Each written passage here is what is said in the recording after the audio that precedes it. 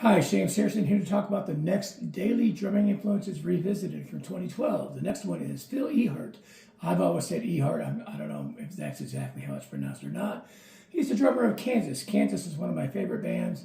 I had heard of Kansas before, but I think the Left Overture, Carry On My Wayward Son single off of Left Overtures really got me hooked on the band. Then I started going backwards and listening to like Song for America and Mask and Kansas, I guess the first one.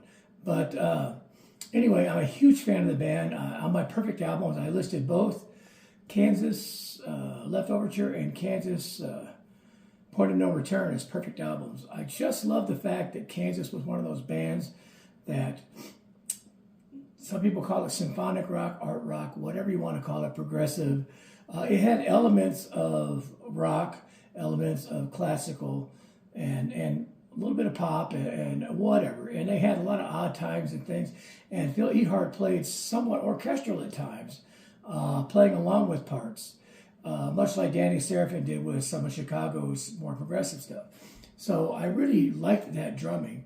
And it was more than just a basic beat. And so it was always cool to listen to Kansas and listen to Phil Ehart. Actually, one time they rented my drum set for a concert in Boise. It was a fly-in date, and they needed all the backline gear. So he was a Yamaha artist, so he rented my recording custom for that particular show. So anyway, a huge fan of the band Kansas.